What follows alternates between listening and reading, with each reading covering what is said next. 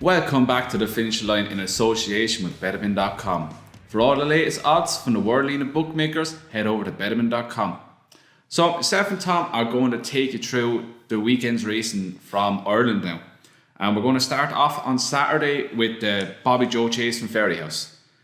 Hopefully Presenting Percy will actually turn up this time. Yeah, this race kind of depends on Presenting Percy, doesn't if he turns up or not. I heard his owner, Philip Reynolds, say in the week there that it was a 50-50 kind of shout whether he does turn up or not. It depends on the ground. Got a lot of rain in Ireland this week is one thing. Rained all day yesterday, it's raining now. It's forecast to rain for most of the rest of the week. So there shouldn't have any excuse ground wise. Now that's the southeast we're talking from, so I'm not sure about Fairyhouse, but I think it is over most of Ireland. Look, if he turns up, he should go and win. It's not the greatest race. Rathvinden makes a seasonal comeback here. You presume he'll come on for the run. He will. And then the other one that interests me is Alpha de Zoba. Yeah, he's really come back to form. He's second in the Tiestas. It's invitation only off a mark of 155, and they were clear of the rest. That was a really good run, and he's got that back form of being a proper Grade 1 horse. So if he comes back to something like his best, he'd have a good shout of definitely being placed. But I think if Presenting Percy turns up, he'll win. Totally agree. Presenting Percy turns up, he wins. If not, well, even if he does and Alpha de Zoba turns up, it's going to give him something to think about at least. Yeah, you'd imagine so. Yeah, and you think, well, this is another prep run for Pleasant Company for the National. Same with Don Poley.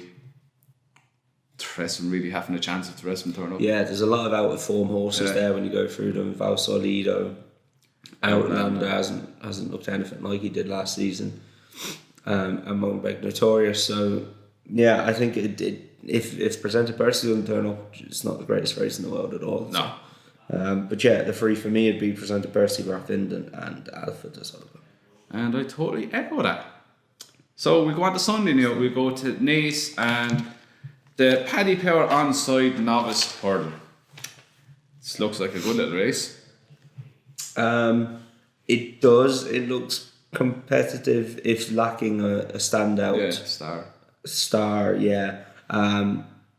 Eclair De Beaufeu, I'm going to go with that, was fourth. That's the way I was going to say it. Was fourth in the Ladbrokes Hurdle behind Off You Go, not beaten very far.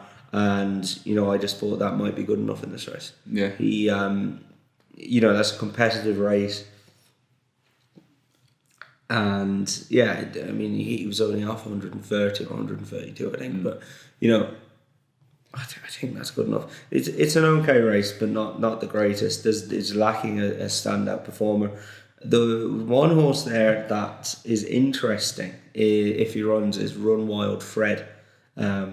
He's running bumpers this year. He goes novice hurdling for the first time in February, which is pretty rare because if he wins a novice hurdle before May or before Punchestown, then before the end of Punchestown, then he won't be a novice for next season. So you see this sometimes with, I remember De Beaufeu, I think did it last year. They just threw him into every Grade 1 novice hurdle and they didn't run him in a maiden. Not that De Beaufeu seems to be able to win a maiden hurdle, but if he won a Grade 1, they were happy enough. Yeah, we've won our Grade 1. But like if Run Wild Fred, they must think he's a serious tool if they run him here, because if he goes and wins this, he's not a novice next year. So where'd you go with him? He's in between a rock and a hard place, isn't he? Really, he kind of is. Yeah, I mean he's good bumper form, but I just thought he was interesting. It's interesting that they've even entered him here, to be honest. It's true. It's not a strong Grade 2 at all. No. Yeah, I'm with Eclair De Beaufeu as well.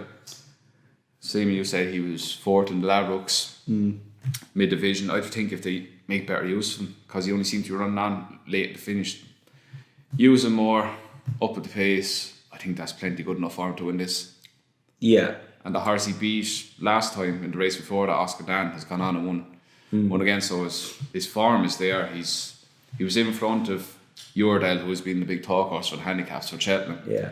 So he's good enough for me. Yeah, no, and off you go ran well last weekend, even though you didn't win. Good old Tiger Road. Good old Tiger all beat him, but yeah, I think that's solid enough form. I think, yeah. Yeah, I'm happy enough with Eclair De Beaufeu. Now you want to talk about a bumper? Just in regards to there's no real handle on it yet, bar Envoy. There's a bumper. Yeah. For Cheltenham. Yeah. Blue Sarri hasn't won.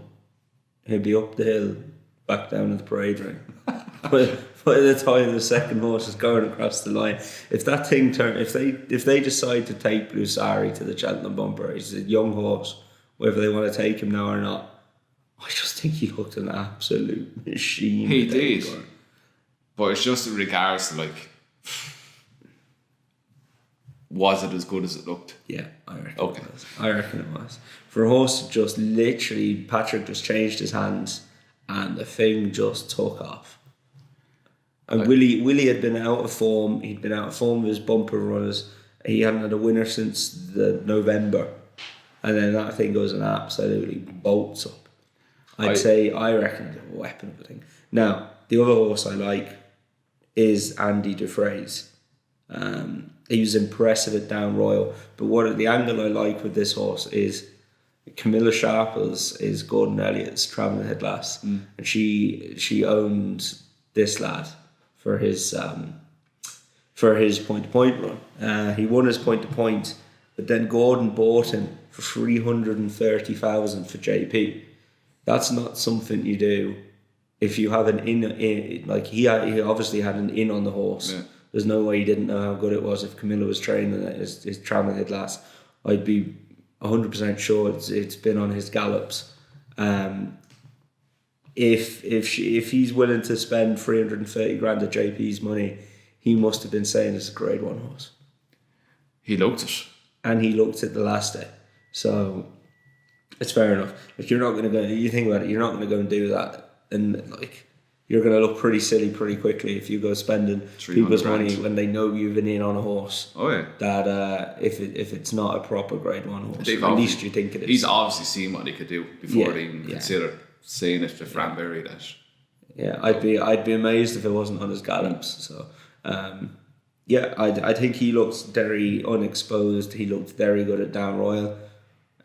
He'd be the one for this for me. When I go to Cheltenham, who knows? Be interested if Midnight Run runs on it. He was second to Envoy.